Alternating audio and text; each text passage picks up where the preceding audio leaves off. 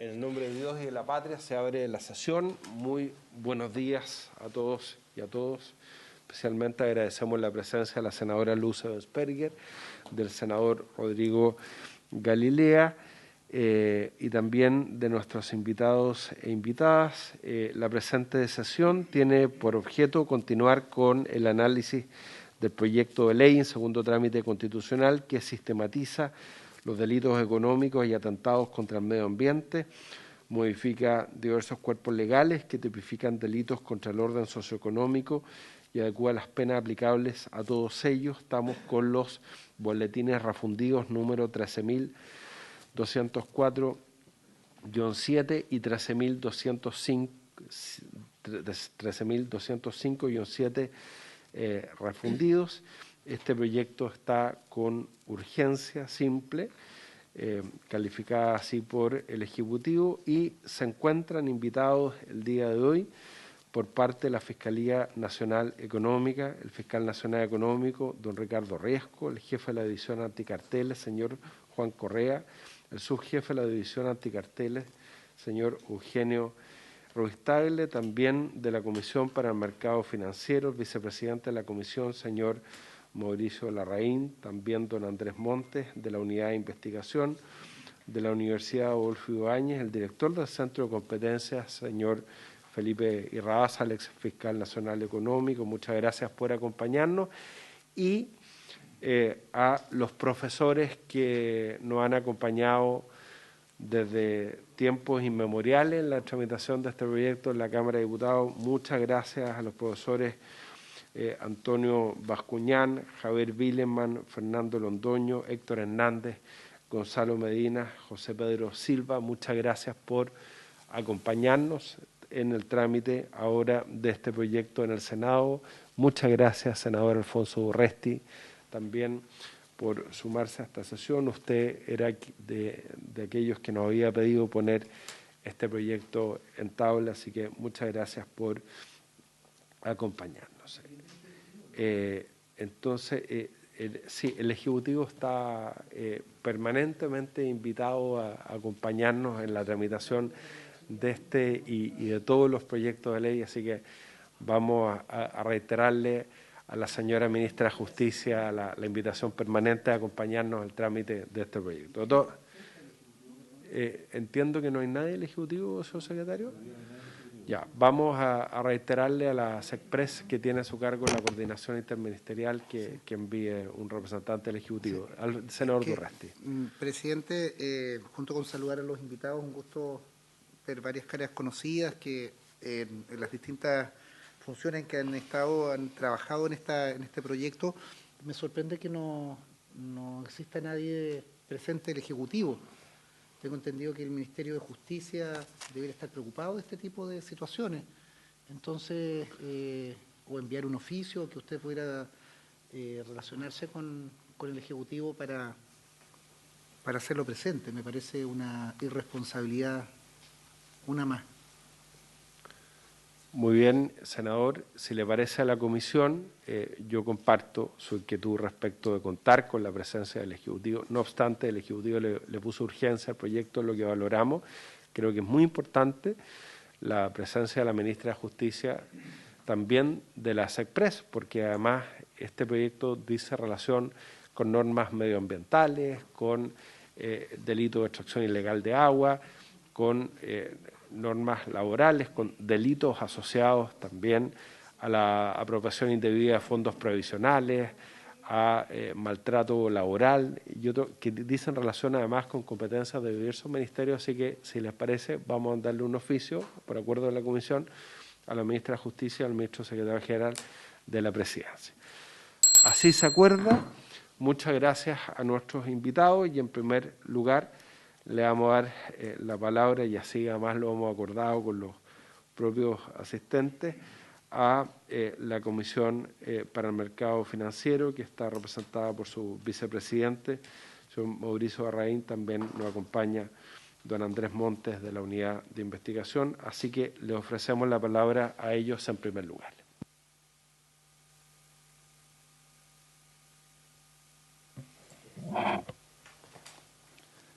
Muy buenos días.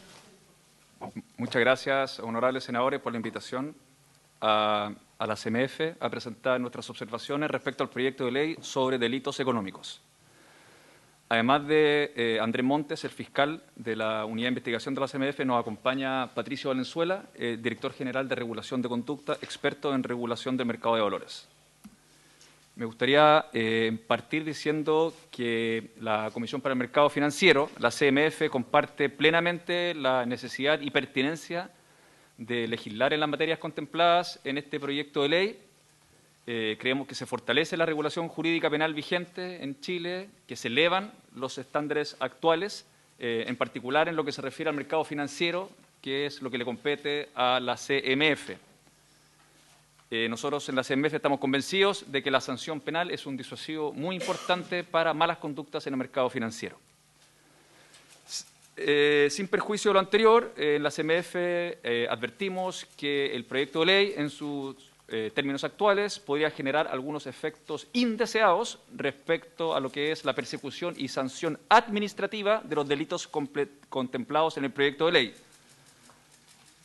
Los delitos la sanción administrativa es lo que compete a la Comisión para el Mercado Financiero. En esta presentación voy a listar las 5 preocupaciones que tiene la CMF respecto a este proyecto de ley y vamos a proponer sugerencias muy concretas de cómo subsanar cada una de ellas.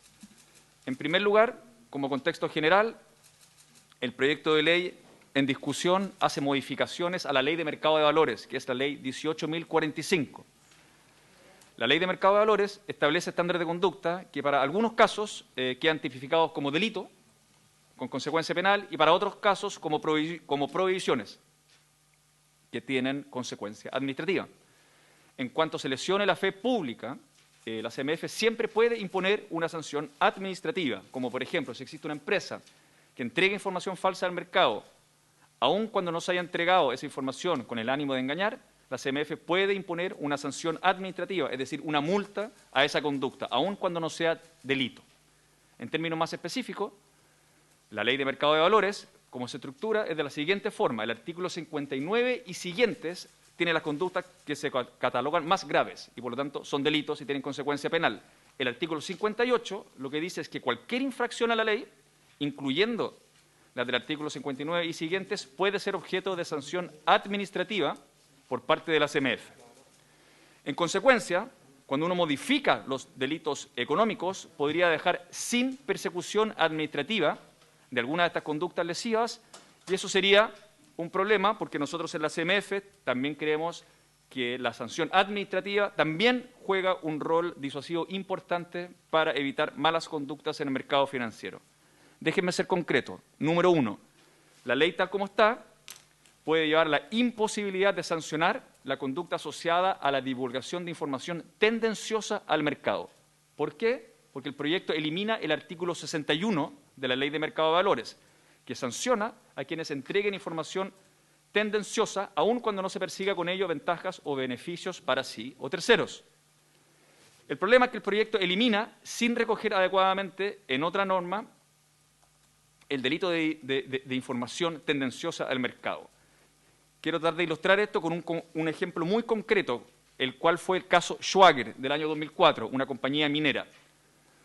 Como está el proyecto de ley de forma actual, dejaría en impunidad un caso como este. ¿En qué consistió brevemente este caso? El señor Víctor Manuel Ojeda, que en ese entonces era el director del diario Estrategia, fue sancionado por la SBS, recordar que la CMF es la continuadora legal de la SBS, por haber difundido información tendenciosa sobre la compañía Schwager en su diario, en beneficio propio. En el fondo dijo que el precio de la acción iba a subir, él había comprado acciones de la compañía Schwager con anticipación y efectivamente ex post el precio de la acción subió. La SBS le hizo una sanción administrativa al señor Ojeda y con el proyecto de ley propuesto no hubiese sido posible sancionar al señor Ojeda. Entonces, en ese sentido estaríamos retrocediendo en términos de disuasión por el lado de la sanción administrativa, que es algo que queremos evitar. La sugerencia concreta es no eliminar el delito de divulgación de información tendenciosa al mercado. Ese es el primer punto, señores senadores. Es el 61 de la Ley de Mercado de Valores 18.045. Perdón, presidente, que Senador Durresti. Sí, gracias por la información y me parece muy preciso, pero como nosotros trabajamos con el comparado, sería importante que esa advertencia que usted hace, presidente, por su intermedio, sea referida a qué artículo de la modificación o en el comparado. Nosotros trabajamos con este comparado de casi 200 páginas. Sería bueno para que tengamos todos el mismo lenguaje y en qué norma impacta. Sí, perfecto. Claro, más allá del artículo de sí, la ley que nosotros en la técnica legislativa acá es este comparado. Entonces, página 30, claro, en el comparado se advierte esta eliminación de este tipo penal o sanción administrativa. Te agradecería. Sí, si muy pudiera- claro. Gracias, Honorable senador Durresti. De hecho, perdón, en la página 4 del comparado, ustedes tienen el actual artículo 61. De hecho, el comparado preparado por la Secretaría comienza con las normas relativas a la modificación de la Ley de Mercado de Valores. Por favor, don Mauricio. Muchas gracias. Ese es el primer punto.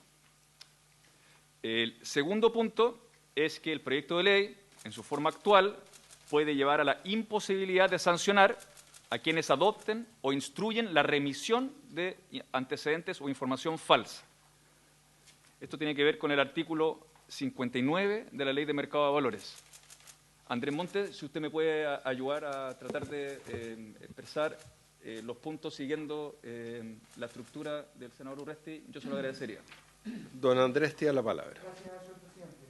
En cuanto a lo que se acaba de plantear respecto a la eliminación del artículo 61 y la eliminación del delito de entrega de información falsa o tendenciosa, se reemplaza parcialmente en el proyecto por la figura actual del artículo 59F que está en la página 225 del comparado. En cuanto al artículo 59A, el cual está haciendo referencia al vicepresidente de la Comisión, se reemplaza parcialmente por el artículo 59A actual, por el artículo 59F y por el artículo 62D. De manera tal que lo que hoy día está establecido en el artículo 59A de la Ley de Mercado de Valores 18.045 se regula desagregadamente en el nuevo artículo 59A, nuevo artículo 59F y nuevo artículo 62D. Eso es el presidente. Gracias, don Andrés. Por favor, continúenos. Perfecto. Entonces, lo que hace el proyecto en discusión es que introduce la expresión el que actuando por cuenta de en todos los delitos relacionados al envío de información falsa del artículo 59 de la Ley de Mercado de Valores. Entonces, en el fondo se altera el autor de este delito, desde el efectivo autor material, que entrega la información falsa, el último responsable, que es el directorio de la compañía, la alta gerencia, a la persona que solo materialmente cumple con una instrucción, por mandato, por relación laboral, por prestación de servicio. En el límite puede ser una secretaria la que envía la información materialmente, pero a esa persona no le corresponde necesariamente saber que la información que está remitiendo es falsa. Me permito ilustrar esta problemática nuevamente con un caso concreto, caso La Polar, compañía de retail que todos ustedes conocen, el año 2012.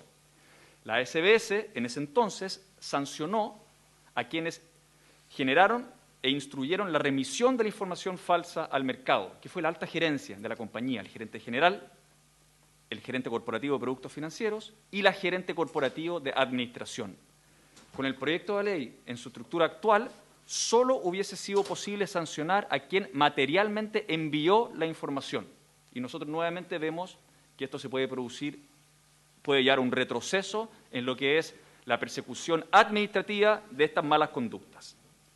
La forma como nosotros creemos que esto se puede arreglar es reemplazando el texto el que actuando por cuenta de entrega información falsa por la expresión el que proporcionare o el que instruyere proporcionar. Entonces acá el objetivo es ir al directorio, a la alta gerencia, que en el último término son los responsables de cuando se entregan antecedentes falsos al mercado. Ese es el segundo punto, estimados senadores. El tercer punto se relaciona con un riesgo de incluir como sujeto autor del delito de uso de información privilegiada a quienes no son insiders, es decir, que están dentro de la compañía y desconocen la certeza o la efectividad de la información y su privilegio. Estimado presidente, si le puedo pedir nuevamente al fiscal, Por favor. que pueda dar el articulado Vete a la concreto. cuchara nomás. Así es. Efectivamente, señor presidente, lo que hoy día se regula es el nuevo artículo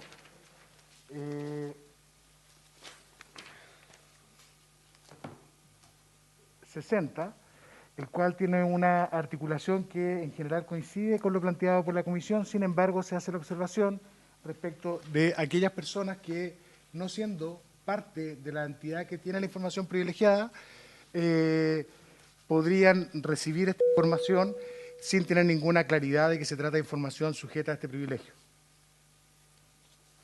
Gracias, don Andrés. Continúe, Mauricio. Entonces, la forma como está estructurada la Ley de Mercado de Valores actuales es que se penaliza a la persona que tuvo acceso a la información privilegiada dentro de la compañía en razón a su cargo, es decir, a su posición o actividad dentro de la compañía. Y lo que hace el proyecto es que elimina las exigencias relativas a la virtud en la cual se obtuvo el acceso a la información. Y nosotros en la CMF creemos que esto es un avance relevante, porque, por ejemplo, se puede incluir a sujetos destinatarios de la norma que puede ser un amigo o un familiar, a quien es un socio de la compañía o de auditoría externa o un analista financiero, les revela información. Entonces, eso es un avance. El problema que nosotros detectamos es que también podría contemplar, por ejemplo, a una persona, a un taxista que está manejando su taxi, que escucha a dos personas detrás del taxi, dos ejecutivos principales de una compañía hablando sobre un caso específico de la empresa, y ese taxista nosotros creemos que en verdad desconoce la certeza, la efectividad de esta información y su privilegio.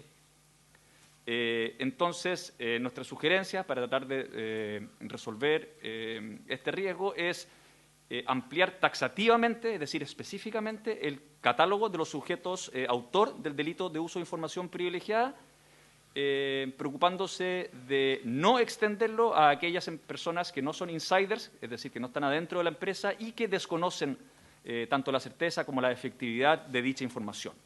Entonces, este comentario se trata un poco más de acotar, estimado presidente.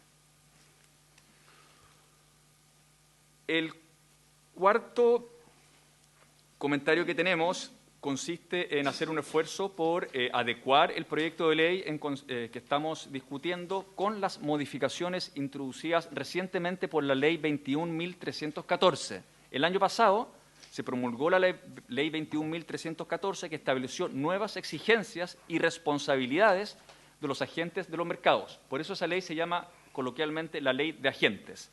Y en particular produjo ya cambios en los delitos económicos. Entonces, déjeme dar al menos dos ejemplos bien concretos. Las penas del artículo 59 de la Ley de Mercado de Valores, que tiene que ver con entrega de información falsa, ya fueron aumentadas por la Ley de Agentes, desde presidio menor en su grado medio a presidio menor a su grado máximo. Otro ejemplo concreto, la Ley de Agentes ya incorporó expresamente a los socios de las empresas de auditoría externa y a quienes presten servicios a estas entidades como sujetos de las sanciones del artículo 59 y 60. Entonces, honorables senadores, la sugerencia acá es armonizar los cambios sustantivos en determinados delitos económicos del proyecto de ley en consideración respecto a esta ley de agentes que se promulgó el año pasado, es decir, buscar consistencia. Me gustaría terminar la presentación con el último punto. Hasta ahora les he hablado de la Ley de Mercado de Valores, que es la Ley 18.045. El proyecto de ley en discusión también altera la Ley de Sociedades Anónimas, que es la Ley 18.046. Y en particular, nosotros creemos que existe una inconsistencia del nuevo artículo 134 bis con la estructura y funcionamiento de las sociedades anónimas. En particular, el nuevo artículo 134 bis de la Ley de Sociedades Anónimas lo que busca es penalizar al accionista mayoritario que impone acuerdos en la sociedad para obtener beneficio en perjuicio de los accionistas minoritarios. Nosotros, en la CMF, estamos absolutamente de acuerdo de que hay que prohibir los abusos por parte de accionistas mayoritarios, los controladores de las compañías, pero sí notamos que se debe ajustar el sujeto infractor a uno compatible con la estructura y el funcionamiento de las sociedades anónimas. ¿Por qué? Porque la responsabilidad de la administración en una sociedad anónima recae directamente en el directorio y la alta gerencia, no en los accionistas que eligieron al directorio y la alta gerencia. Por ley de las sociedades anónimas es el directorio y la alta gerencia los que tienen que actuar en pos del interés social de la empresa, no así los accionistas. Y también me gustaría destacar, señores senadores, que en la legislación actual existen diversas herramientas justamente con el objetivo de impedir que los accionistas mayoritarios expropien riqueza a los accionistas minoritarios, algunas de las cuales ustedes podrían conocer, como es la oferta pública de adquisición de acciones. Hay procedimientos que le ponen límite a las operaciones con partes relacionadas, exigencias de tener un director independiente en el directorio de la compañía, entre otras. Y todas esas medidas lo que buscan justamente es la protección de los accionistas minoritarios. Entonces acá, para poder tratar de resolver lo que nosotros encontramos que es un problema, es que sugerimos penalizar directamente a los directores, gerentes y altos ejecutivos de una sociedad anónima, no directamente a los accionistas mayoritarios. Esta es la presentación, estimados honorables senadores, que vengo a hacer hoy día. Nosotros como CMF quedamos completamente a la disposición para cualquier duda y si podemos colaborar de cualquier manera, estamos totalmente dispuestos. Muchas gracias. Muchas gracias, don Mauricio. Le voy a ofrecer la palabra, si le parece, a la comisión, a los profesores que nos están acompañando, por si les merece algún comentario, las observaciones de la Comisión para el Mercado Financiero. No sé si el profesor Hernández quiere, o el profesor Bascuñán, el profesor Medina, quieren hacer algún comentario. Muy buenos días, señor presidente. Don Antonio. Buenos días también, por su intermedio, a los miembros de la comisión y a todos los funcionarios que nos acompañan. Son 5 observaciones de la Comisión para el Mercado Financiero. Vamos a la primera. No es función del derecho penal establecer normas de comportamiento para la adopción de sanciones administrativas. La función del derecho penal es establecer normas punitivas que recogen los ilícitos más graves contra el orden del mercado financiero o del mercado de valores. Si alguna modificación de algún tipo penal propuesta por el proyecto incide en la falta de una norma de comportamiento que la Comisión para el Mercado Financiero considera conveniente o razonable mantener, entonces lo correcto es introducir una norma de comportamiento que prohíba ese comportamiento que ha dejado de ser punible. En el caso señalado por la Comisión, se trataría de pensar si esa regla, si ese comportamiento se encuentra o no incluido bajo los artículos 52 o 53, que pasan a ser puras normas de comportamiento, ya no siguen siendo simples normas punibles, y si no están incluidos bajo los artículos 52 y 53, bueno, establecer un artículo 52 bis o 53 bis que recoja la preocupación de la Comisión. Pero no es función correcta utilizar normas penales para sancionar administrativamente comportamientos que no son merecedores de pena y sí eventualmente merecedores de una sanción administrativa. Esa es una cuestión elemental de proporcionalidad que tiene que respetar también la ley para el mercado de valores. En lo que respecta a la observación de la autoría en los delitos de información falsa, la situación es exactamente al revés de lo que considera la Comisión para el Mercado Financiero. La sustitución de la persona natural, el que brinda información falsa, por el que actúa por cuenta, lo que hace precisamente es radicar la responsabilidad en quien actúa por otro, es decir, quien representa a la persona jurídica, porque el que tiene la obligación de dar información verdadera es la persona jurídica. Si la obligación recae sobre la persona jurídica, entonces lo que hace el término introducido por el proyecto es precisamente recalcar que es quien actúa por la persona jurídica quien es responsable y no la persona que materialmente comunica la información como la secretaria o cualquier intermediario. Ahora, si esto no le parece claro a la Comisión para el Mercado Financiero, naturalmente que habría que estudiar la posibilidad de una terminología que satisfaciera los dos puntos de vista. El punto de vista del derecho penal, que es explicitar el actuar en lugar de otro, como teoría de responsabilidad, cuando se cometen delitos con infracción de obligaciones que son propias de la persona jurídica, y también la lectura de la Comisión para el Mercado Financiero, que parece no entender esta estructura de autoría específica. En tercer lugar, en lo que respecta al insider trading, no hay ninguna necesidad de una regla como la que propone la Comisión para el Mercado Financiero desde el punto de vista del derecho penal, porque la situación que ellos presentan, que ellos describen, es una situación de ausencia de dolo. Siendo estos delitos de comisión dolosa, quien no conoce la relevancia de la información o su condición de información privilegiada, sencillamente no sabe lo que hace desde el punto de vista de la responsabilidad penal y por lo tanto no merece pena. Ahora, la pregunta es, desde el punto de vista de la responsabilidad administrativa, si ellos consideran que eso merecería sanción administrativa, aunque no supiera lo que está haciendo porque no sabe que se trata de información privilegiada.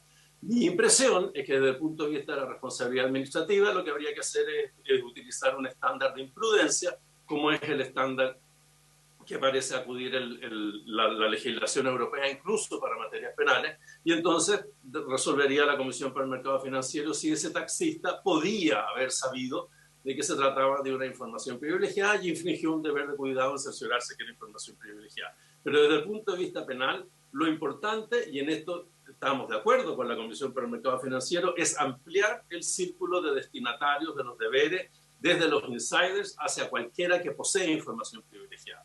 Lo que sucede es que la responsabilidad penal requiere que el poseedor de información privilegiada sepa que es información privilegiada. De lo contrario, no sabe lo que hace. Si no sabe lo que hace, no se le puede formular reproche por infracción dolosa de la norma.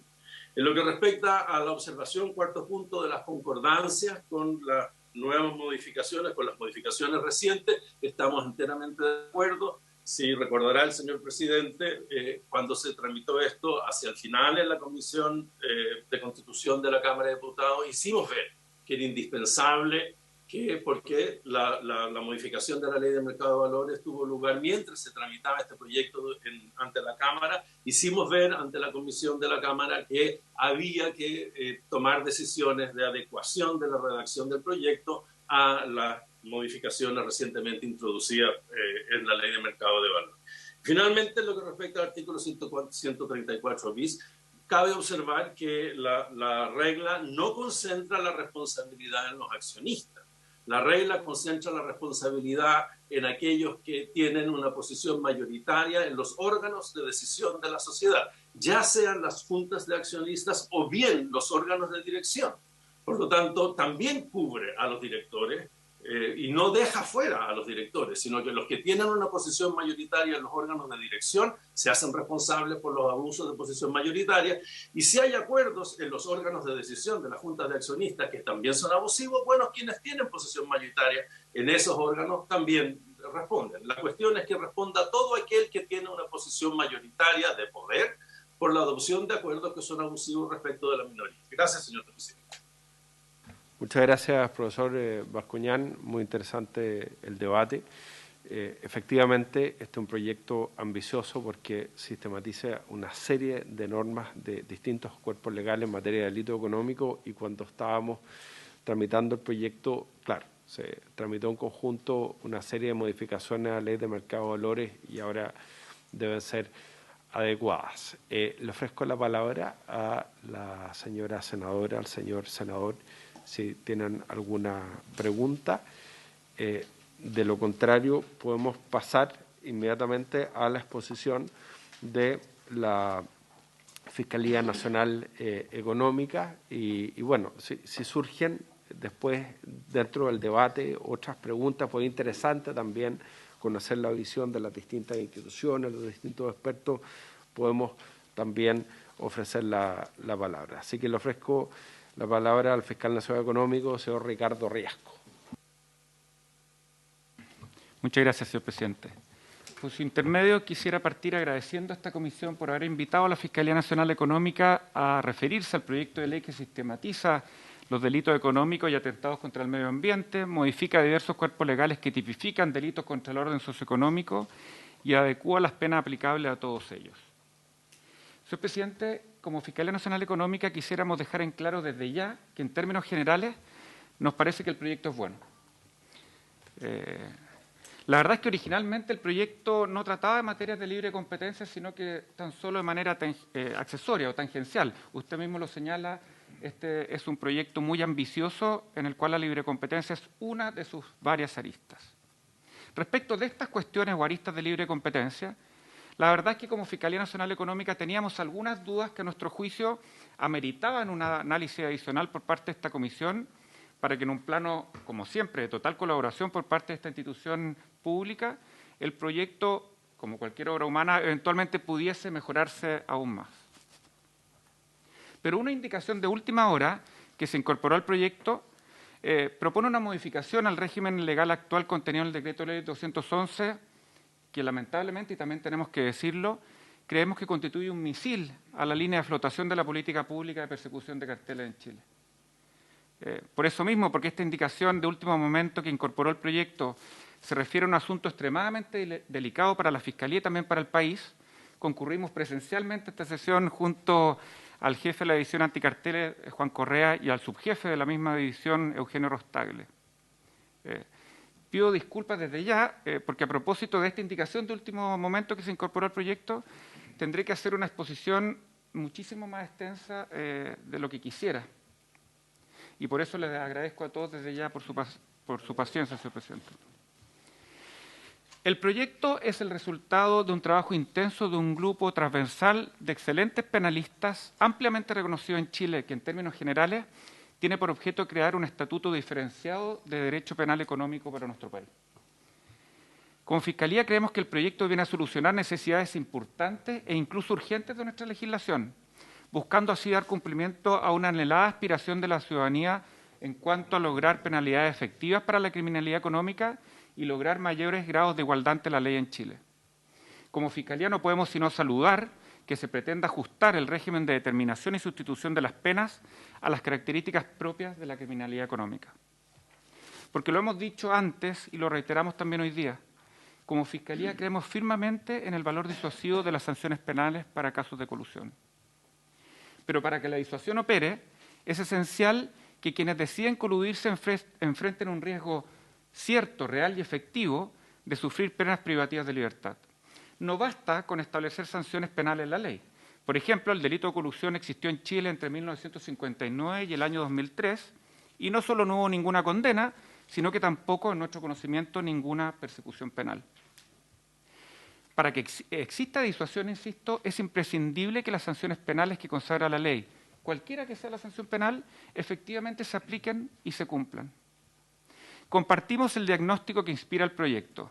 Con un sistema de determinación y sustitución de penas como el que tenemos hoy, ideado para la criminalidad común, ese riesgo cierto, real y efectivo de aplicación de sanciones criminales, esa posibilidad que exista efectivamente una privación de libertad queda generalmente en entredicho cuando se trata de delito económico. Lo mismo también podría ocurrir en el futuro cuando se trata del delito de colusión que nuestra legislación volvió a criminalizar en el año 2016. Eso justamente es lo que busca cambiar el proyecto y en eso no podemos sino estar totalmente de acuerdo. Pero estos cambios hay que hacerlos bien, con mucho cuidado, porque es mucho lo que está en juego para nuestro país, para la legitimidad de nuestro sistema económico frente a la ciudadanía. Para esa clase de cambios, naturalmente, siempre se podrá contar con el apoyo y colaboración muy entusiasta incluso de la Fiscalía Nacional Económica. Por lo que señalé anteriormente, no me voy a referir al proyecto en general, que como dije nos parece bueno, sino que únicamente a los 3 puntos específicos que atañen a la legislación de libre competencia en Chile. Ellos son, en primer lugar, la inclusión del delito de colusión en el catálogo de delitos económicos de primera categoría, como establece el artículo 1.4 del proyecto y que está en la página número 8 del comparado. Sí. En segundo lugar, el establecimiento de la responsabilidad penal de las personas jurídicas por el delito de colusión, como establece el artículo 51, número 1 del proyecto y que está en la página 196 del comparado. Y en tercer lugar, la obligación de la Fiscalía Nacional Económica de querellarse en casos de colusión que afecten bienes de primera necesidad.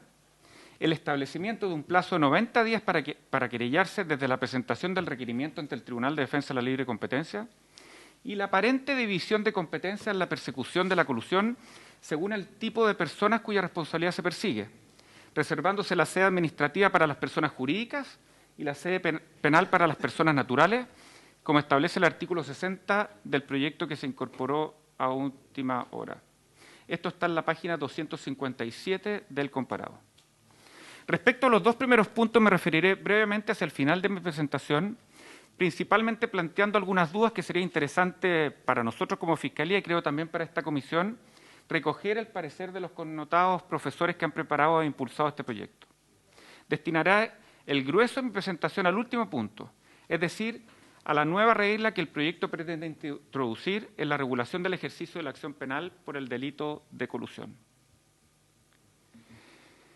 Señor presidente, para entender la modificación que se pretende introducir a las reglas de ejercicio de la acción penal en caso de colusión, es necesario explicar, aunque sea brevemente, la regulación que ella tiene hoy en día en la normativa vigente de nuestro país. La Ley 20.945 de agosto del año 2016 recriminalizó la colusión.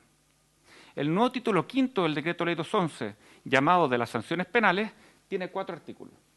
El artículo 62 tipifica el delito de colusión, establece las penas respectivas, que hoy día van desde 3 años y un día a 10 años de cárcel, y regula también su determinación judicial y ejecución. El artículo 63 regula la exención de responsabilidad penal o rebaja las penas a quienes se acojan al beneficio de la dación compensada. El artículo 64 regula las condiciones y modos de ejercicio de la acción penal respectiva. Y finalmente, el artículo 65 del actual Decreto Ley 211 establece el plazo de prescripción de la acción penal por el delito de colusión. El proyecto, de estos 4 artículos, el proyecto modifica solamente uno de ellos, el actual artículo 64 del Decreto Ley 211, que regula las condiciones y modos de ejercicio de la acción penal por el delito de colusión. ¿Qué establece el artículo hoy vigente, este artículo 64? Lo primero que establece es la secuencialidad. Esto quiere decir que antes de iniciarse una persecución penal, debe existir una sentencia firme en sede de libre competencia, que incluye tanto al Tribunal de Defensa de la Libre Competencia como a la Corte Suprema, declarando que existió una colusión. Y además de la secuencialidad, lo que establece esa norma es la titularidad de la acción. La ley exige como condición de procesabilidad del delito de colusión la interposición de una querella por la Fiscalía, lo cual excluye la iniciativa en esta materia de otros denunciantes, de querellantes e incluso del Ministerio Público.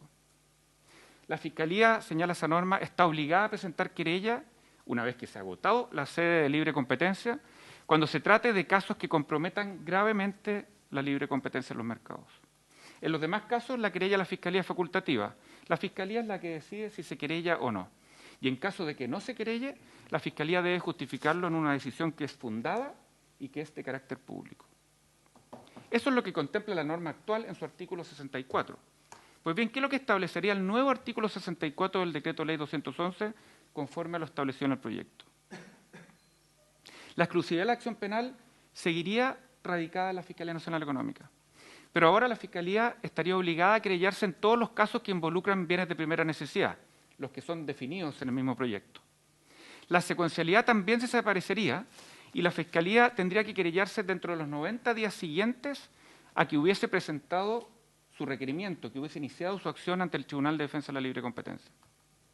El proyecto también establece una competencia diferenciada para conocer de la responsabilidad por colusión de las personas jurídicas, que se radica en el Tribunal de Defensa de la Libre Competencia, y de la responsabilidad por colusión respecto a las personas naturales, que quedaría radicado en sede penal.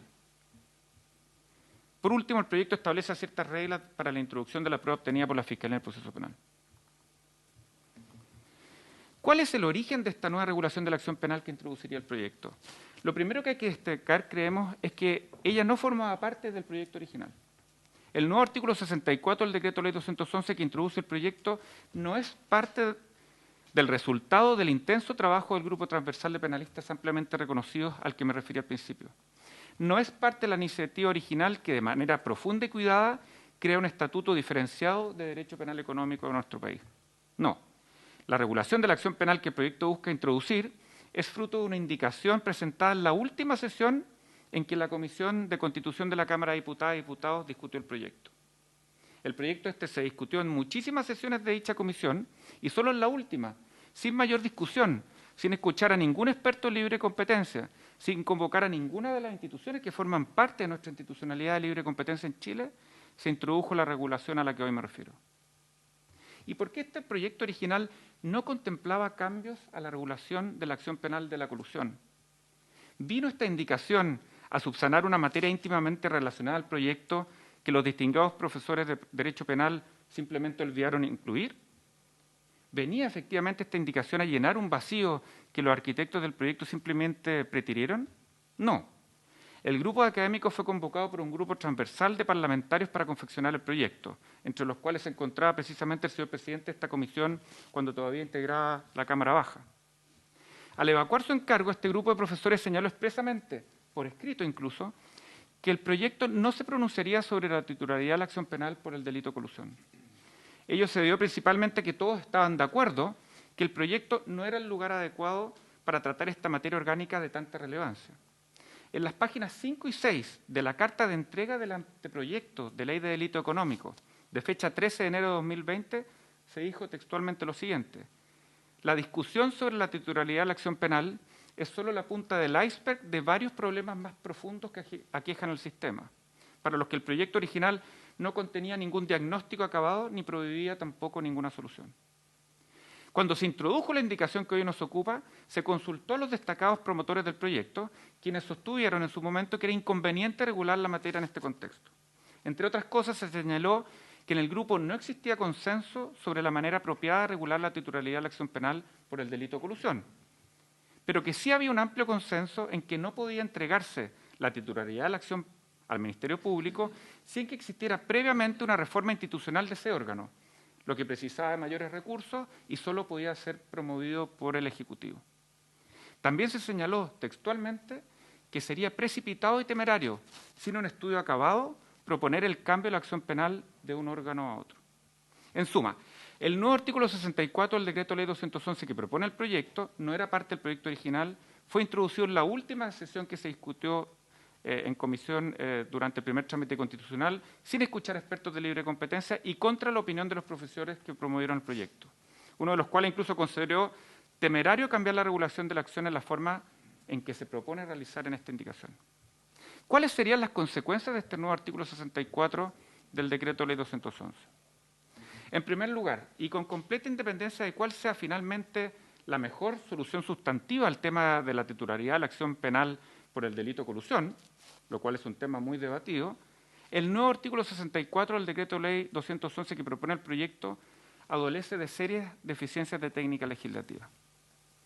En segundo lugar, la solución propuesta en el proyecto no se hace cargo de las principales dificultades que presenta cualquier esquema de persecución dual de la colusión, esto es, de un sistema en que la colusión se persigue tanto en sede de libre competencia como en sede penal.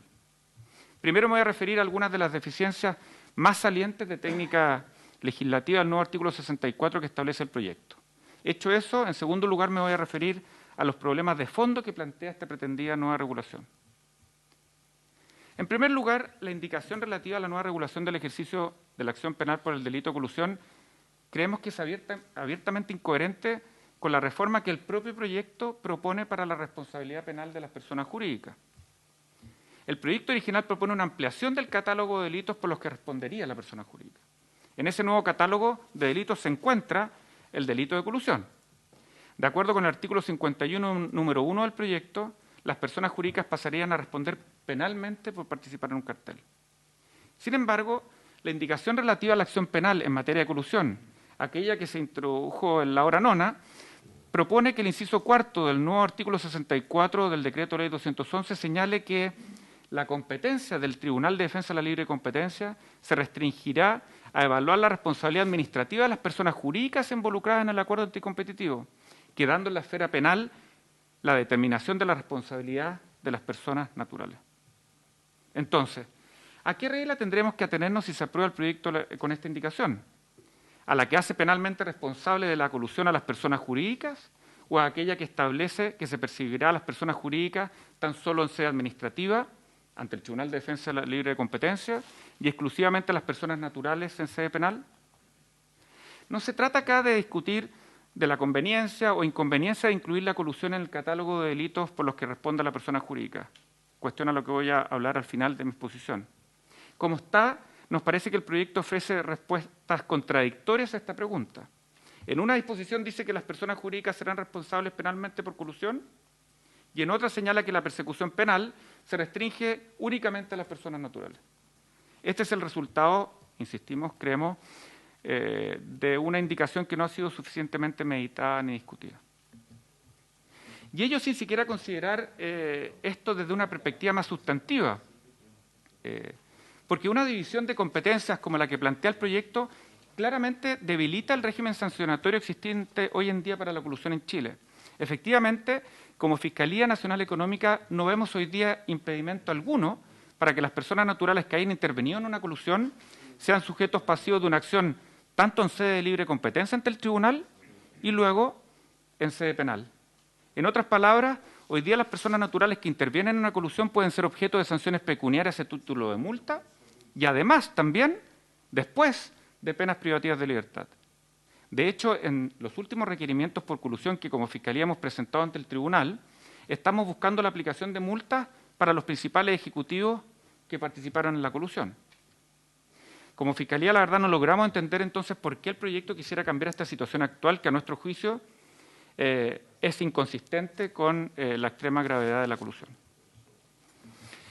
El segundo efecto de técnica legislativa del nuevo artículo 64 propuesto dice relación con la delación compensada. Como esta comisión sabe, la delación compensada es un mecanismo que permite eximir o reducir las sanciones a que se expone quien se han coludido si esa persona entrega antecedentes que conduzcan a acreditar la conducta y a determinar su responsable. La delación compensada, y esto es bueno recordarlo una y otra vez, es el principal mecanismo para desincentivar, desestabilizar, detectar y perseguir carteles en el mundo entero, incluyendo, por cierto, a Estados Unidos y a Europa. En la legislación actual, si bien el beneficio de la delación compensada es otorgado por la Fiscalía Nacional Económica, la exención de responsabilidad penal del delator debe declarar al Tribunal de Defensa de la Libre Competencia en la sentencia que resuelve un caso de colusión. Así lo exige el artículo 63 del Decreto Ley 211. Como en la legislación vigente la sentencia definitiva del tribunal es un requisito para el inicio del proceso penal, hoy un proceso penal solo puede iniciarse una vez que ya existe una sentencia del tribunal que declara que el delator está exento de responsabilidad penal y, por lo tanto, que no será objeto de persecución penal. El proyecto no elimina el artículo 63 actual del Decreto Ley 211.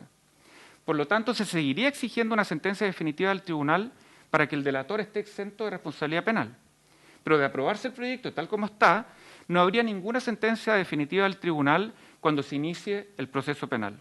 Sería posible incluso que no hubiese ni siquiera una sentencia definitiva del tribunal cuando concluya el proceso penal. Y todo eso lleva a concluir que de aprobarse el proyecto tal como está, un eventual delator enfrentaría un proceso penal sin estar exento de responsabilidad criminal. Dicho de otra forma, el proyecto elimina la secuencialidad entre el proceso de libre competencia y el proceso penal, pero sigue exigiendo que exista una sentencia de término en sede de libre competencia para garantizar que el delator esté exento de responsabilidad en sede criminal. Señor presidente, honorables senadores, ¿quién en su sano juicio va a utilizar la delación compensada si una eventual exención de responsabilidad penal será posterior al inicio del proceso penal o incluso podría ser también posterior a la sentencia que se dicte en juicio penal? El proyecto no notó a este respecto la necesidad de solucionar este leve problema que, de no solucionarse, pondría derechamente a acabar con la delación compensada en Chile, herramienta que, como señalé, es la más efectiva en el mundo entero y también en nuestro país para detectar, perseguir y sancionar la colusión. En un solo artículo, este proyecto contiene numerosos otros ejemplos de deficiencias de técnica legislativa como los que acabo de señalar. Solo voy a enumerar 4. Primero, el artículo 39 bis y artículo 63 del Decreto Ley 211, hoy vigentes, exigen a la Fiscalía Nacional Económica dirigir la acción contra los beneficiarios de la delación o al menos identificarlos en su requerimiento, precisamente para que el tribunal pueda declarar la exención de responsabilidad penal en su sentencia definitiva. El nuevo artículo 64 impediría a la Fiscalía dirigir la acción administrativa contra personas naturales ante el tribunal. ¿Cómo podría entonces la Fiscalía cumplir simultáneamente con el requisito de dirigir su acción, o al menos individualizar a las personas naturales delatoras ante el tribunal, si al mismo tiempo el nuevo cuerpo legal le impidiese dirigir la acción contra esas personas ante el Tribunal de Defensa de la Libre Competencia? ¿Por qué? Porque la responsabilidad de las personas naturales debe perseguirse en sede penal. Segundo, el nuevo artículo 64 que introduce el proyecto obligaría a la Fiscalía Nacional Económica a querellarse cuando el acuerdo colusorio hubiese recaído sobre bienes de primera necesidad, que se definen expresamente en un listado muy detallado contenido en el inciso 3 del mismo artículo. Sobre esta definición, al menos 3 dudas. Primero, ¿por qué hay obligación de querella cuando se trata de bienes de primera necesidad y no cuando se trata de servicios de primera necesidad? Segundo, el proyecto en su artículo 16, número 2, letra B, utiliza simplemente la expresión bienes de primera necesidad para establecer una agravante muy calificada en materia penal. Entonces, tenemos que en un caso está definido que ha de entenderse por bienes de primera necesidad, pero en el otro no lo está. ¿Por qué esa diferencia dentro del proyecto? Y esto es incluso sin considerar que actualmente existe otro proyecto que formó parte de la agenda antiabusos que impulsó el gobierno pasado con posterioridad al estallido social, que se está discutiendo actualmente en la Comisión de Economía de la Cámara de Diputadas y Diputados, que aumenta las penas mínimas por colusión a 5 años de cárcel en caso de afectación de bienes de primera necesidad. También ahí se ha discutido si definir ese concepto en la ley o si es mejor entregárselo a los jueces, dando únicamente parámetros generales para su determinación. ¿Existirán entonces en nuestra legislación relativa a la colusión múltiples conceptos distintos de qué debe entenderse por un bien de primera necesidad? Tercero, según la definición de bienes de primera necesidad que hace el nuevo inciso tercero del artículo 64 del proyecto, ¿por qué esta Fiscalía estaría obligada a querellarse cuando el Sindicato de Pescadores Artesanales de Pichilemu fija el precio de los maricales y ceviches, pero no estaría obligada a querellarse cuando 2 empresas transnacionales fijan el precio del confort para todo el país? Y esto no es un argumento meramente teórico.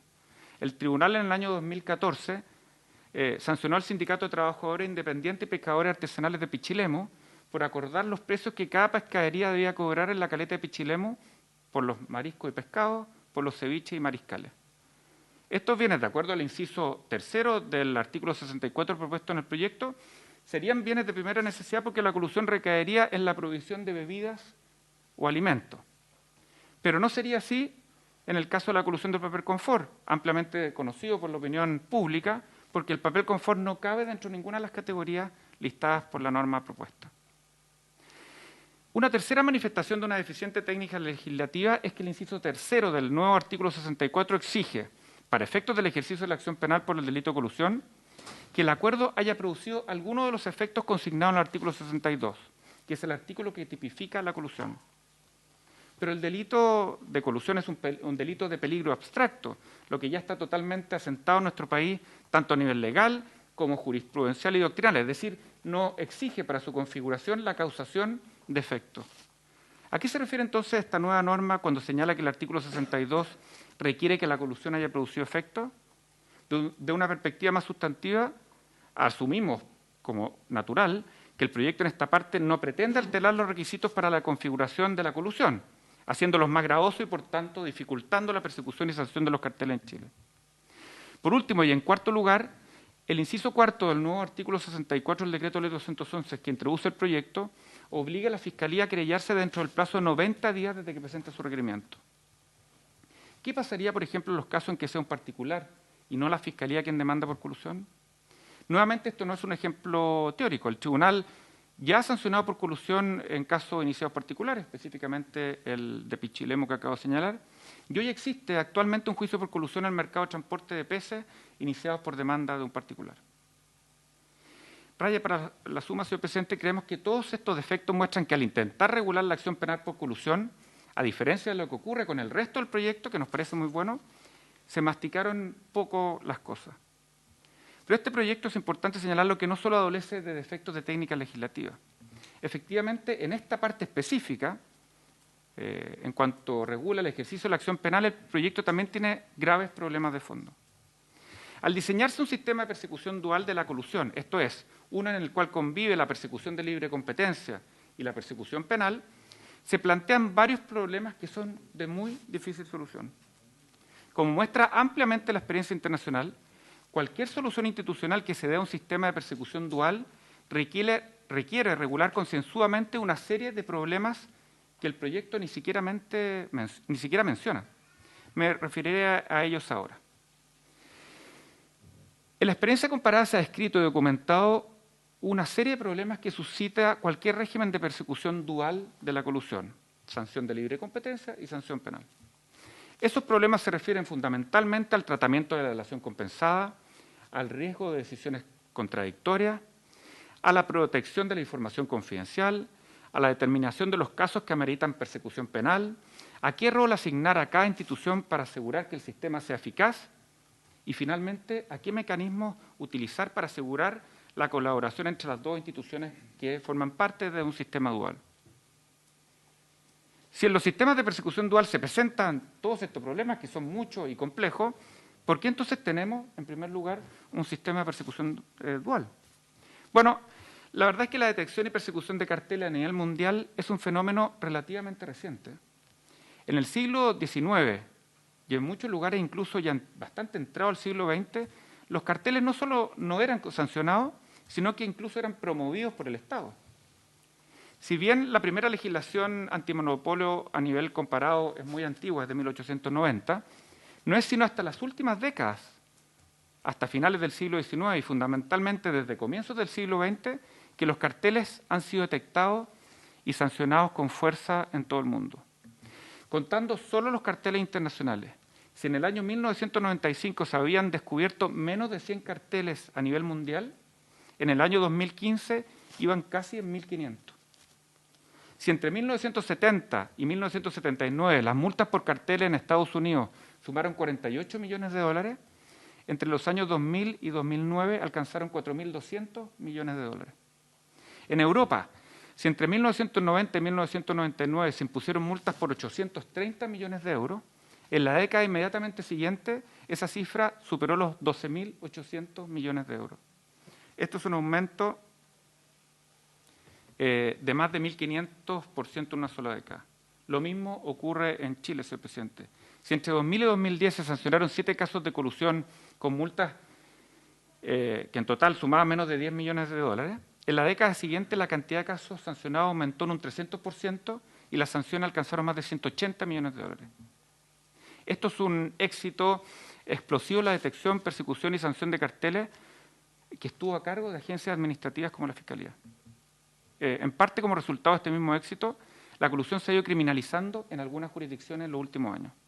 No obstante, hay que tener presente que la OCDE ha sostenido que existen penas de cárcel impuestas por solo un puñado de jurisdicciones y en muy pocos casos. De acuerdo a los registros de la Global Competition Review, al año 2010 eran menos de 10 las agencias que habían logrado condenas de prisión a nivel mundial. Ejemplos sobran de jurisdicciones muy sofisticadas en que la persecución de carteles ha tenido y enfrentado dificultades serias. En Australia, que criminalizó la corrupción en el año 2009, existen 3 condenas criminales, ninguna de ellas contra personas naturales. En Canadá y en el Reino Unido, tan solo 2 personas habrían cumplido penas efectivas de cárcel por colusión, mientras que nadie habría cumplido penas efectivas de cárcel ni en Francia ni en Irlanda. Don Ricardo, disculpe que lo interrumpa. Esta sesión es hasta las 12 y nos falta escuchar a don Felipe Raza, así que le pediría que en lo posible vaya resumiendo su presentación para poder escucharlo a todos. Gracias. Gracias, señor presidente.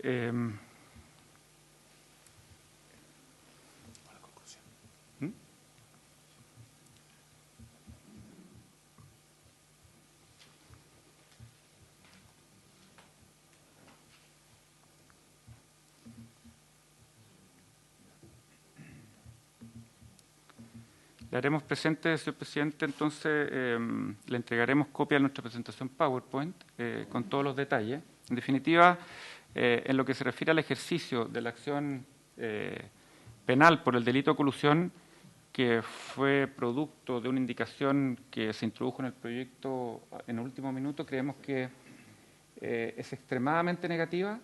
Es una materia que quizás valga la pena discutir, ciertamente, y para eso estamos totalmente disponibles, como siempre, como órgano de la Administración del Estado, pero en la forma actual creemos que produce mucho más daño que mejora.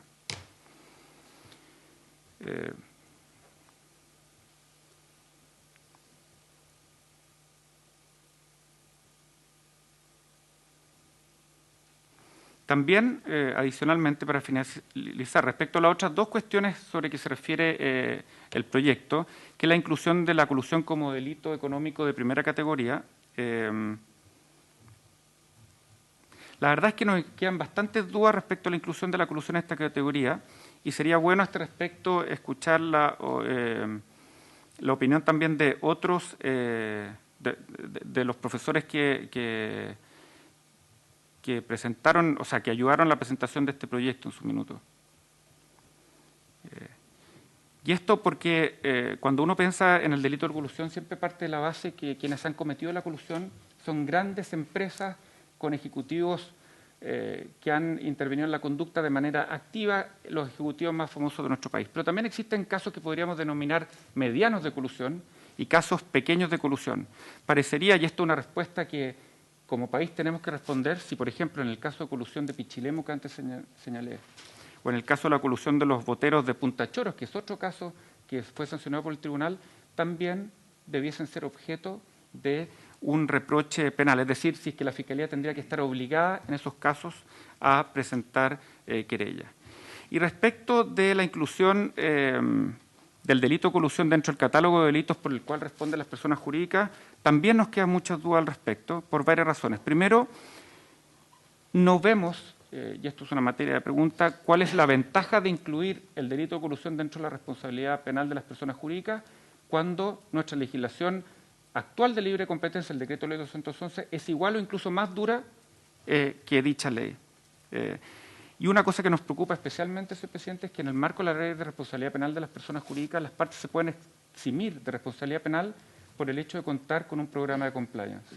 La Fiscalía promueve los programas de compliance, le gustan los programas de compliance. De hecho, desde el año 2012 contamos con una guía que promueve la adopción de programas de compliance.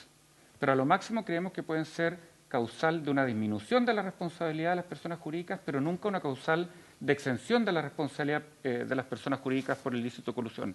Así lo dijo la Corte Suprema recientemente en el caso Supermercado, donde de hecho Walmart alegaba que tenía un programa de compliance de tal naturaleza que ameritaba su exención. Y la Corte Suprema dijo, no, la única causal de exención de responsabilidad penal, de responsabilidad en sede de libre competencia que contempla nuestro ordenamiento es la delación compensada. Un programa de compliance es bienvenido, podrá minorar la multa, pero nunca eximir de responsabilidad porque las causales de exención de responsabilidad tienen que estar establecidas en la ley. Eso, en definitiva, señor presidente, vamos a dejar todos nuestros otros detalles en la minuta y quedamos a su disposición. Perfecto. Muchas gracias al fiscal nacional económico, señor Ricardo Riesco, y le agradeceremos que envíe en consecuencia toda su presentación, así como tenemos la de la Comisión del Mercado Financiero también. Ahora sí, le ofrecemos la palabra a don Felipe Razal, director del Centro de Competencias de la Universidad Adolfo Ibáñez. Don Felipe. Muchas gracias, presidente. Yo voy a tratar de, en vista de la estupenda exposición del fiscal nacional económico, de decir 4 cosas de sentido común, digamos, en esta materia.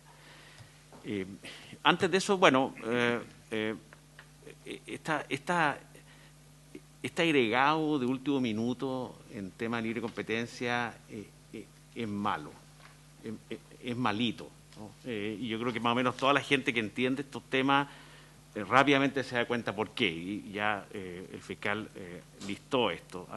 Yo encuentro que es complicado esta cuestión de los efectos, es complicado el gatillar esto a través del concepto de bienes de primera necesidad. La lista o la definición que da es mala, ¿no?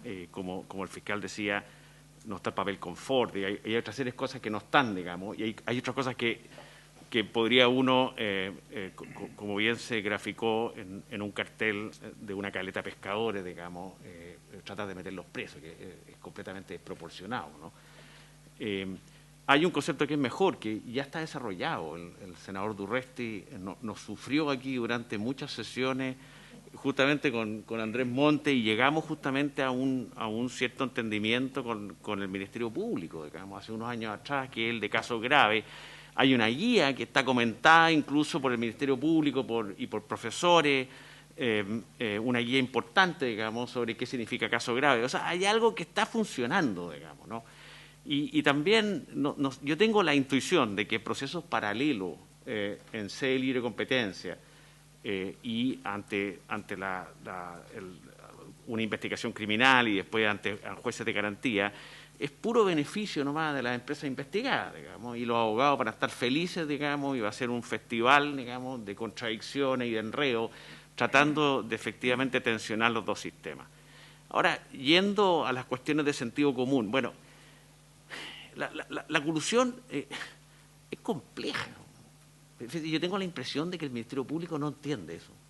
Cree que es una cuestión de dar y recibir, que es fácil, y bueno, que querrá la brea pelada, digamos, no sé, pero no es así, no es así. Esta gente transpira, a mí me tocó transpirar también, digamos, y ganar los casos no es fácil. No es fácil. Bueno, además el sistema de libre competencia chileno es muy sofisticado porque tiene un sistema de tribunales especiales, no es una cuestión administrativa, digamos, sino que hay un litigio, ¿no? A veces no es fácil distinguir entre competencia perfecta y colusión. Hay figuras que son novedosas, como esto del Hub and Spoke, los carteles de algoritmo, acuerdos de cooperación entre competidores que son lícitos.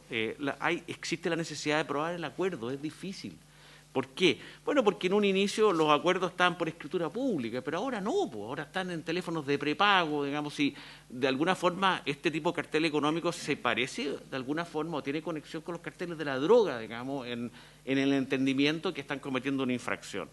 Bueno, se requiere experiencia, ¿no? Y fíjese que en todos los años que tuvimos la discusión con el Ministerio Público, nunca yo sentí que había una discusión en profundidad sobre qué significaba la colusión, digamos, y cuáles eran los problemas de la persecución penal en relación con la colusión. Había una ansiedad y todavía, bueno, lo que sí hay que reconocerle que son consistentes, ¿no? En el Ministerio Público, hay una ansiedad de meterlo dentro de su catálogo que yo no la entiendo, digamos, que quizás hay que recurrir a temas psicológicos, digamos, yo no la entiendo, de por qué efectivamente necesitan esto. Quizás quieren tapar otra cosa, digamos, y tienen otros problemas en otras áreas, digamos, bueno, a eso me voy a referir más adelante. Entonces se requiere experiencia, y la experiencia la tienen estos señores, digamos, del Ministerio Público. La otra cuestión de sentido común es que hay mucha dificultad en troncar dos sistemas que están funcionando. Es muy difícil, son como, en Aysén hay unos ríos que se mezclan, digamos, que tienen aguas distintas, es más o menos lo mismo, digamos. Es muy complicado llegar a algo que tienen dos lógicas distintas, con dos sistemas distintos.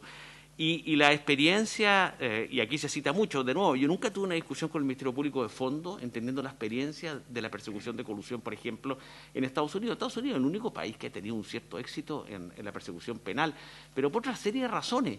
¿Y sabe cuál es la razón? Porque no litigan. ¿Y por qué no litigan? Porque llegan a acuerdos. ¿Y por qué llegan a acuerdos? Porque saben que el jurado no va a entender esto de la colusión porque es muy complejo y le da la razón a las empresas o las personas naturales que trabajaron en las empresas. El 90 y tantos %, no sé la estadística actual perfecta, pero era por lo menos hasta hace poco, el 98% de los casos, no se litigaban, no iban a jurado por las razones obvias, digamos, que acabo de mencionar. Entonces, se requiere ser cuidadoso en cómo acoplar ambos sistemas y esa pega se hizo aquí. En esta misma sala de reuniones, el senador Durresti le consta, digamos, y es una pega que fue muy ardua de tratar de intentar acoplar estas dos cosas. Bueno, hay que esperar que el tiempo madure y que esas instituciones funcionen. Claro, la gente dice, el Ministerio Público, yo lo encuentro bien desfachatado, digamos. Dicen, es que ya han pasado 5 años. Oye, pero sí, pero es que no se puede aplicar en forma retroactiva, digamos. Esto fue aprobado en el 2016. Bueno, las investigaciones en la Fiscalía Nacional Económica, bueno, duran 3, 4, 5 años. Ese es el estándar internacional. Y después, digamos, se tiene que litigar ante el tribunal y después tiene que llegar efectivamente esta cuestión de la obligación de querella o no. Entonces, no sé, además encuentro que el Ministerio Público que se haga ver, digamos, cuántos artículos o cuántas infracciones en temas económicos que efectivamente no han tenido ninguna aplicación. Eso se vio también incluso en las discusiones, digamos. Y bueno, y ellos consideran que ahora 5 años o 6 años es una eternidad para materializar una cuestión tan sofisticada como esto. Sobre el Ministerio Público, bueno, yo creo que es un organismo nuevo, no sé, me da la impresión que está bien sobrepasado, me da la impresión que es una caja para generar expectativas, ¿no? Y que me da la impresión, digamos, y bueno, corríjame, que no tiene una sofisticación, o que parece que la sofisticación es bien incipiente en infracción económica. Bueno, y aquí tenemos estos señores que se desviven por esta cuestión, digamos, y que durante más de 60 años la Fiscalía Nacional Económica se ha concentrado y ha desarrollado esto que se llama colusión, ¿no? Y por último, bueno, sobre el derecho penal, como una especie de ungüento mágico que soluciona todas las heridas, digamos. Bueno, yo tengo mis serias dudas, yo no soy penalista y de nuevo, yo no estoy en contra del proyecto en general, porque yo estoy mirando solo, así como el fiscal, el tema de la libre competencia. Así que puede ser que sea extraordinariamente bueno el proyecto en lo general, digamos, y no tengo ningún problema ético ni filosófico en que grandes empresarios vayan a la cárcel, digamos, si cometen efectivamente infracciones evidentes, digamos, ¿no? Pero bueno, pero el derecho penal no es un ungüento mágico. ¿Y por qué? Bueno, porque para meter preso a alguien, digamos, esta cuestión no se dice permanentemente, pero es evidente, para meter preso a alguien, bueno, hay que tener muy buenas pruebas, digamos, y esa persona tiene muy importantes garantías, porque mal que mal es su libertad, ¿no? Entonces, el estándar de más allá de toda duda razonable, la necesidad de convencer jueces de garantía, ¿no? Que están acostumbrados a ver homicidio y todo esto, es muy distinto a estos señores que tienen que convencer a 5 señores que se han dedicado también a estudiar lo que es la colusión y de los cuales hay 2 que son economistas, ¿no? Porque esta cuestión de la colusión a veces incluso es como la hipertensión, digamos. Uno puede vivir y creer que está sano y no la conoce, digamos, porque está dentro del sistema, pero no la puede ver. Incluso los precios pueden parecer iguales, bueno, porque están de acuerdo. O los precios pueden parecer iguales porque hay una competencia muy perfecta. Entonces, no es tan fácil distinguir cuándo uno está, entre comillas, enfermo y cuándo no en esta materia. Las garantías procesales, nosotros tuvimos peloteras con el Ministerio Público a propósito de una delación compensada donde tuvimos y terminamos en el Tribunal Constitucional, digamos, ¿no? El tema de la autoincriminación, el tema de la publicidad, el Código Procesal Penal es muy exigente. Es muy exigente y por buenas razones le da muchos derechos efectivamente a los que están siendo investigados y después procesados. Bueno, y el tema de la culpabilidad. En libre competencia no existe esta obsesión que, bienvenida, digamos, ¿no? de ver si hay culpa o dolo, sino que es una cosa donde de alguna forma se intuye a través de una serie de efectos, pero muchas veces uno no llega a un análisis al nivel de profundidad que llega en materia penal. Entonces, en resumen, y con esto termino, señor presidente, es mala la ley, este proyecto de ley en esta materia, tiene una ansiedad que yo no lo entiendo. Dejen esperar que el sistema madure y el sistema, así como la Fiscalía Nacional Económica es un organismo serio, va a dar y va a rendir frutos, pero se va a demorar. Y se va a demorar un par de años. Muchas gracias. Muchas gracias a don Felipe Irrazal, ex fiscal nacional económico, director del Centro de Competencia de la Universidad Adolfo Ibáñez. Hemos llegado al final de esta sesión, pero yo solo quiero dar una explicación a los invitados y también a los miembros de la comisión, porque me tocó tramitar este proyecto en la Cámara. Lo que pasa es que acá se refundieron 2 proyectos. Uno, que es el proyecto sobre los aspectos de fondo de los delitos económicos, que fue el que trabajamos con los profesores que nos han acompañado durante toda la tramitación del proyecto, liderados por el profesor Antonio Bascuñán, y otro que es un proyecto del diputado Leonardo Soto y el exdiputado Marcelo Chilin, que hacía énfasis en el tema de la titularidad de la acción con el Servicio de Impuestos Internos, con la Fiscalía Nacional Económica. Hay una indicación del diputado Zafirio. Y como todo proyecto de ley, uno trata de llegar a acuerdos para satisfacer las aspiraciones de todos. Pero yo, en lo personal, quiero decir que comparto el criterio de la especialización que está en la génesis del proyecto y hago mío lo que señalaron los profesores respecto a la especialización en materia de libre competencia, en materia ambiental, en materia de delitos tributarios también. Y va a ser parte de la discusión y probablemente, y lo conversábamos recién con el senador Durresti, vamos a separar los aspectos de fondo respecto a los aspectos procesales. Porque en eso yo quiero decir, para que no se asusten, que tenemos mucho más coincidencia que lo que ustedes creen, pero es muy importante estas voces de alerta porque reafirman aquello. Senador Durresti. Gracias, presidente. En esto voy a coincidir con mi camarada de Mota Cristiano, Matías Walker. Y recordar y agradecer las presentaciones tanto de la Comisión de Mercado de Valores, la Fiscalía Nacional Económica y particularmente Felipe Irarrázaval, a quien lo vimos exponer yo diría que debe ser las discusiones desde mi punto de vista jurídico más interesantes del debate de unas técnicas investigativas y en definitiva poder situar no desde el voluntarismo sino desde la experiencia. Recuerdo que se citaron muchas experiencias particularmente en Estados Unidos y de éxitos y no el enamoramiento simplemente de una tesis que uno a veces quisiera abrazar o que el deseo, la voluntad, la opinión pública señala algo. Me quedo con lo último y creo que debiera informar este debate lo que dice el profesor Irarrázaval de entender lo que es la colusión, entender ese mercado y entender qué es lo que nos enfrentamos, qué es lo que viene. No solo quedarnos con estadística, no solo quedarnos con la situación del día y contrastar esas situaciones antagónicas que vemos que se persiga, pueda terminar preso los boteros de Punta Choro y no están presos quienes se coludieron con el papel confort. Claramente eso repugna al sentido común.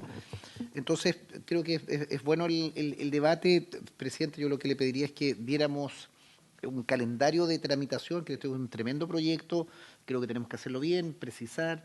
Me informaba el presidente Matías Walker de los antecedentes de esta indicación de último momento.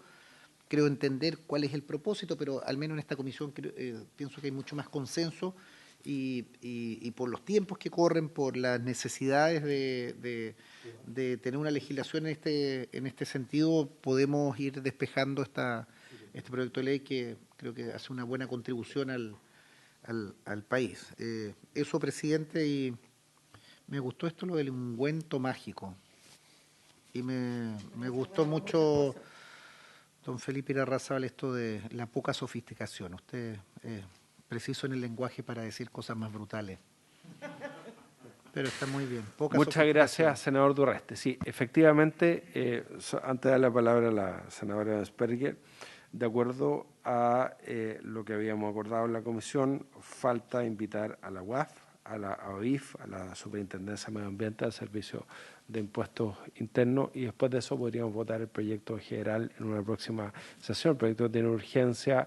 Me acabo de comunicar con la ministra de Justicia, lo vamos a hacer personalmente, pero la vamos a invitar permanentemente al trámite del proyecto. Senadora Bensberg. Gracias, presidente. Saludar a nuestros invitados, agradecer las exposiciones, también agradecer la presencia a los profesores que nos acompañan. Presidente, coincido con lo señalado por usted y también por el senador Durresti, casi en todo. Creo que las tres exposiciones que escuchamos hoy día fueron muy claras y no siendo experta en la materia me hace mucho sentido. Me hicieron sentido también algunas de las observaciones que hace la Comisión para el Mercado Financiero. Sin embargo, uno queda como ahí a la expectativa porque el profesor Bascuñán las repliega o las rechaza muy fuertemente. Entonces, me gustaría, y la Comisión para el Mercado Financiero no tuvo la posibilidad de rebatir la forma en que el profesor Bascuñán las rechaza. Entonces, creo que sería interesante, presidente, que pudiéramos terminar esta conversación, porque si no nos van a quedar, al menos a mí, muchas dudas. Agradecer también, efectivamente, la claridad de las otras dos exposiciones. No había tenido la posibilidad de estar con Felipe Irarrázaval. Efectivamente, comparto con el senador Durresti, que tiene el don de la palabra, muy entretenida, pero además muy profunda su exposición. Muchas gracias. Pero, presidente, a mí me quedan múltiples dudas y quisiera si las pudiéramos aclarar. O, por último, que nos contestara por escrito la Comisión para el Mercado Financiero. Le iba a sugerir, pues y si nos pudieran hacer llegar la presentación de la Fiscalía Nacional Económica, que me parece brutalmente interesante. Y el profesor Felipe, si tuviera una minuta o algo que nos hiciera llegar. También Sí. se lo agradecería, presidente. Gracias, senadora. Como hemos llegado al término de esta sesión y tenemos tope con otras comisiones y otras sesiones, lo que les voy a sugerir y les voy a pedir es que puedan enviar todos sus comentarios complementarios por escrito, para además se entiendan parte íntegra de la discusión de este proyecto, de la historia del establecimiento de la ley, y lo propio a los profesores, porque me imagino que les merecen muchos comentarios también la exposición de la Fiscalía Nacional Económica, el ex fiscal nacional, y a lo mejor quisieran hacer llegar también por escrito algunas observaciones. Y vamos en la próxima sesión a invitar a las instituciones que faltan y vamos a, en la citación, poner que vamos a votar en general al término de esa exposición. ¿Les parece? Muchas gracias a todos por haberse cumplido el objeto de la sesión.